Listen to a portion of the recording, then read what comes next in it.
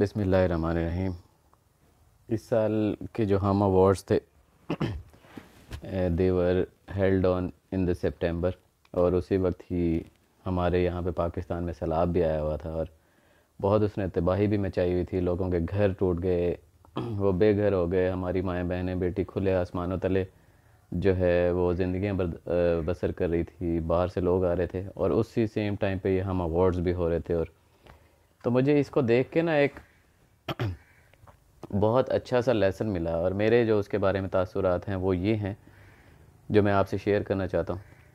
Basically मैंने देखा कि at the same time Pakistan में सैलाब आया हुआ है, उससे तबाहकारियाँ तो इतनी हो गई हैं जिसकी कोई हद नहीं है। यहाँ के हर इलाके से लोग मदद लेके सामान लेके उन इलाकों में पहुँच रहे हैं, डिस्ट्रीब्यूट कर रहे हैं। मतलब इस तरह हो रहा है। इवन बाहर के जो तुर्की से लोग आ रहे हैं, ये जो अर्तगुल ड्रामा इसकी पूरी कास्ट आई, बहुत बड़े बड़े उलमा मुफ्ती मेंक आए इधर, और यूसुफ एस्टेस जो है एक बहुत अच्छी सी उसने ऑर्गेनाइजेशन स्टार्ट की हुई है, वो आया, और बहुत से लोग आए। तो एट द सेम टाइम जो हमारे एक्ट्रेस जिनको बहुत से लोग हम मतलब एक बड़े लेवल की जाके उनकी समझो कि उनकी फ़ैन फॉलोइंग है, और ये और वो वही सारे इलाके जहाँ पे ये सैलाब आए हैं उन इलाकों में इनकी बड़ी ताज़ीम की जाती है। और इस तरह तो वो लोग बड़ा यानी कि समझो कि नौज़ बिल्ला उनको खुदा की तरह ही पूजते हैं ना। वो जहाँ पे खड़े हो जाएं, जैसे हो जाएं, फटाफट भाग के भीड़ लगा देते हैं और ये वो सब कुछ। तो इन अवार्ड्स को देख के ना मुझे एक सबक तो मिला कि अगर हम आवाम मर भी जाए ना, तो हम जिनके ऑटोग्राफ वगैरह लेने के पीछे भाग रहे हैं ना, तो ये हमारे उस कब्रों पे भी नहीं आते। इन्हें पता भी नहीं होता कि मेरा कोई फ़ैन भी है, मेरा कोई ये भी है, वो भी है। तो पता नहीं क्यों आवाम करते, बट स्टिल अगर करते हैं तो डेफिनेटली कहीं ना कहीं से एक मेंटल थिंकिंग किस्म की जो है वो लाजमी बात है, बिल्डअप हुई होगी। दूसरा एक चीज़ मैंने देखी अवार्ड्स के अंदर कि एक हिजाब की हुई औरत है, और वो कितने घंटों से अपने बच्चों समेत जो है वो खड़ी हुई है ताकि उन औरतों का ऑटोग्राफ ले सके, या उन औरतों के साथ सेल्फ़ी ले सके, या उन मर्दों के साथ सेल्फ़ी ले सके जो नंग धड़ंग आ रही हैं इस अवार्ड शो में। और अवार्ड शो में जिसकी जो ड्रेसिंग थी वो तो हमें पता ही है, बैकलेस, मतलब सब ने पहने हुए, और इस तरह के कि जिसमें आपके सारे जिस्म के खद्दो खाल, चाहे आपकी जो भी चीज़ है वो वाज़े हो, और आपकी नंगी टांगें, ये तो मतलब बिल्कुल ही वो चीज़ें हैं ना कि जो बिल्कुल ही नज़र आ रही थी और रोज़े रोशन की तरह यहाँ थी, सबको पता लग रहा था कि ये। तो अब वो जो लड़की है या वो जो औरत है जो हिजाब पहन के ठहरी हुई है, और वो उस नंगी औरत का ऑटोग्राफ लेने के लिए ठहरी हुई है, और वो जब घर जाके अपनी बेटी को कहेगी कि तुम हिजाब करो या तुम नमाज़ पढ़ो, तो वो किस मुंह से कहेगी कि आप तो ऑटोग्राफ ले रही हैं उस लड़की का कि जो नंगी हो रही थी, फिर आपके इस हिजाब का क्या फ़ायदा? अगर हिजाब पहनना ही है तो फिर ऑटोग्राफ भी उसका लेना जो हिजाब में आई हो। दूसरी को तो ऐसे इग्नोर करके मारें कि जिसकी कोई हद नहीं। अगर आपने प्रैक्टिकली करना है, और अगर आप प्रैक्टिकली ही पर्दे की इज़्ज़त करती हैं या करवाना चाहती हैं, इसी तरह कोई अगर बाप है या भाई है, तो डेफिनेटली वो भी उसी लड़की का ऑटोग्राफ ले या उसके साथ सेल्फ़ी लेने की कोशिश करें ना, जो बड़ी एक बन-ठन के नहीं आई बल्कि एक बड़े कवर हो के आई है। तो अगर आपने प्रैक्टिकली इस तरह नहीं किया ना, फिर आप चाहे जो मर्ज़ी कर दें, फिर आप हज़ार दफ़ा अपने बच्चों को कहें कि हिजाब करो, नमाज़ पढ़ो, ये करो, क्योंकि ख़ुद तो आप उनका ऑटोग्राफ, उनके साथ सेल्फ़ी, उनके साथ उनके पाँव, उनके जूते चाटने के लिए खड़े हुए हैं जो नंगे हो के आ रहे हैं, और जिनका जो है कोई दीन से या किसी चीज़ से कोई ताल्लुक़ ही नहीं है, जिनका आप उनके लिए लाइन लगा के और कितनी देर ठहरे हुए हैं। इस तरह आपने कभी किसी आलिम से या किसी बड़े दीन के मतलब स्कॉलर से एक आयत, एक हदीस सुनने के लिए इतनी देर ठहरे? नहीं ठहरे। इट मीन्स कि ये साइकोलॉजी है आपकी कि चाहे जो मर्ज़ी करो, यानी कि हिजाब की इज़्ज़त बस इतनी है कि हम पहन लें और ये बस लोगों को लग ले कि यार हम मुसलमान हैं या कुछ इस तरह है। अदरवाइज़ जब हमने सेल्फ़ी बनवानी होती है तो फिर हम हिजाब वाली के साथ नहीं बनाते, या अगर हमने किसी का ऑटोग्राफ लेना होता है तो वो औरत भी उस औरत का ऑटोग्राफ नहीं लेती जिसने हिजाब किया होता है, बल्कि उसके लिए लाइन में खड़ी हुई है जो नंग धड़ंग इस अवार्ड शो में हिस्सा लेने के लिए आ रही। तो ये तो एक लेसन मैंने इससे लिया। और फिर आप साहब ज़िंदगी अपनी बेटियों को, अपने बच्चों को, सारी ज़िंदगी उनको प्रचार करें। आप तो क्या, आपका बाप भी उनको हिजाब पे नहीं लेके आ सकता। ये सिर्फ अल्लाह है कि जो उनको हिदायत दे दे। अदरवाइज़ आपने अपने प्रैक्टिकल अमल से पता लग गया कि यार ठीक है मैंने पहना हुआ है, otherwise this is a bullshit, ये कुछ भी नहीं है। अदरवाइज़ ये हो कैसे सकता है कि कोई एक औरत जिसने हिजाब किया हो और वो एक नंगी लड़की या फहश किस्म की औरत के साथ सेल्फ़ी बनवाने के लिए चल पड़े, या उसके लिए इंतज़ार कर रही हो, या किसी नामहरम लड़के के साथ सेल्फ़ी बनाने के लिए जो है। तो ये this was the Islam of our hybrid Muslims जो टोरंटो में रह रहे थे।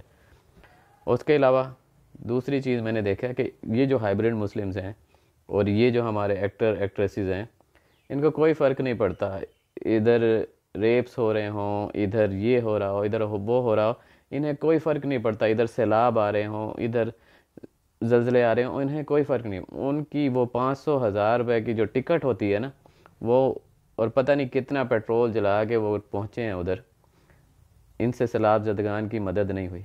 अदरवाइज़ ये जो एक्ट्रेसेस हैं, ये जो एक्टर्स हैं, 10-10 15-15 लाख रुपए के तो इनके ड्रेसेस होते हैं।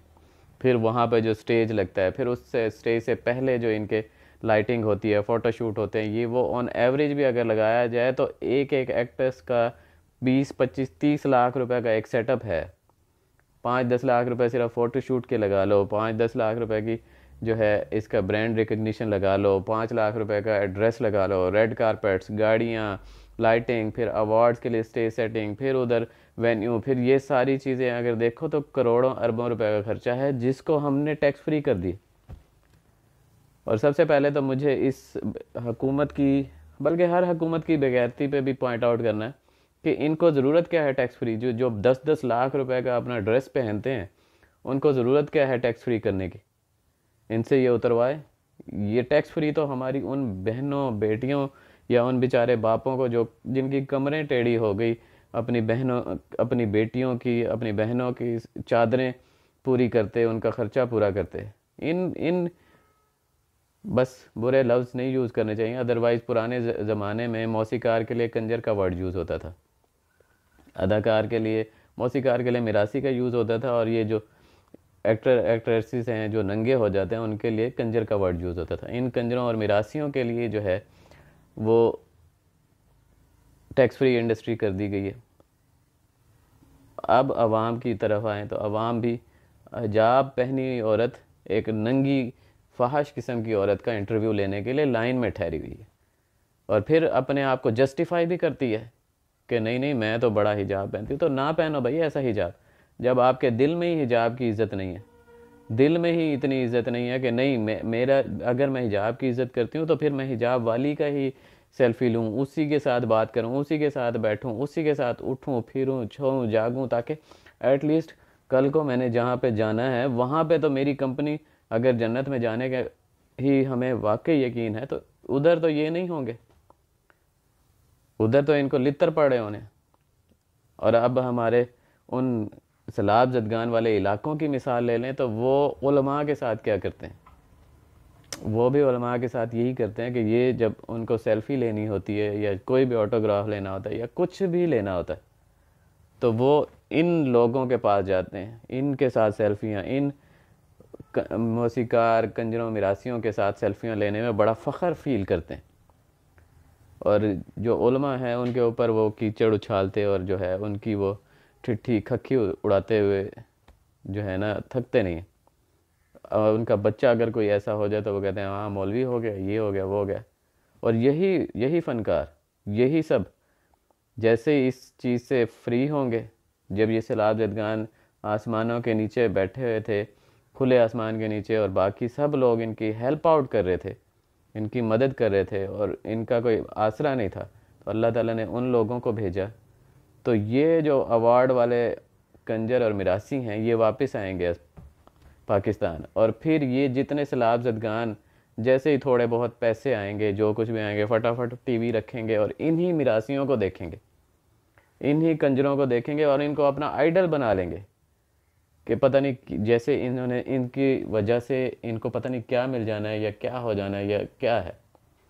तो बेसिकली अपनी एटलीस्ट थिंकिंग तो डेवलप करें ना, अपने आप को, अपनी इज्जत को, अपनी गैरत को थोड़ा सा तो एटलीस्ट एक लेवल पे लेके आए ना कि यार ये क्या कर रहे हैं हम। ये वही लोग हैं जो हम मर रहे थे तो ये हमारे पास नहीं आए, कभी हमें हमारा हाल नहीं पूछा, हमारे से बात करना तो गवारा ही नहीं करते ही।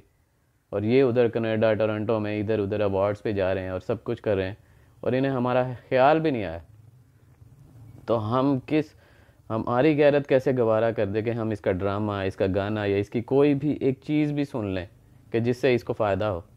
ये हमारा आइडल कैसे सकता है, हम इसकी बात सुनने को कैसे तैयार हो जाएं या इसको प्रमोट करने को। लेकिन यही लोग फिर लाइनों में लग के इनके साथ सेल्फियाँ ले रहे होते हैं, यही लोग लाइनों में लग के इनके साथ ऑटोग्राफ कर रहे होते हैं, यही लोग हाथों पे इनके नाम जो है कंधा कर रहे होते हैं, यही लोग सुबह सुबह उठ के और उनकी जो है ना सबसे छुप के उनकी ड्रामे देख रहे होते हैं। जब टाइम मिलता है अपना वक्त भी ज़ाया करते हैं, अपना पैसा भी ज़ाया करते हैं, अपना इंटरनेट का यूजेज भी ज़ाया करते हैं, जितनी सारी चीज़ें वो अपना ज़िंदगी ज़ाया कर देते हैं इन कंजरों और मिरासियों के पीछे, जिन्होंने आपको टके का भी कुछ नहीं देना। और अपने उस नबी सल्लल्लाहु अलैहि वसल्लम के बारे में नहीं सोचते जो 1400 साल पहले हमारे लिए रो रहे थे कि उम्मत को बख्शवाने के लिए वो सजदे से सर नहीं उठा रहे थे। तो एटलीस्ट अपने अंदर थोड़ी सी गैरत हमें ज़रूर डेवलप करनी चाहिए। ये कुछ लेसन्स थे जो रिसेंटली हम अवार्ड्स हुए और उसके अंदर सारी चीज़ें हुई। और बाकी ड्रेसेस पे तो इनके मैं क्या ही कमेंट करूं कि ड्रेस कैसे थे और किस तरह थे और क्या हुआ और किस तरह से हुआ, वो कोई कमेंटेबल चीज़ है नहीं। अदरवाइज़ उसके बारे में कमेंट करूँगा तो वीडियो बहुत बड़ी हो जाएगी, उसके बारे में एक नेक्स्ट वीडियो में बनाऊँगा।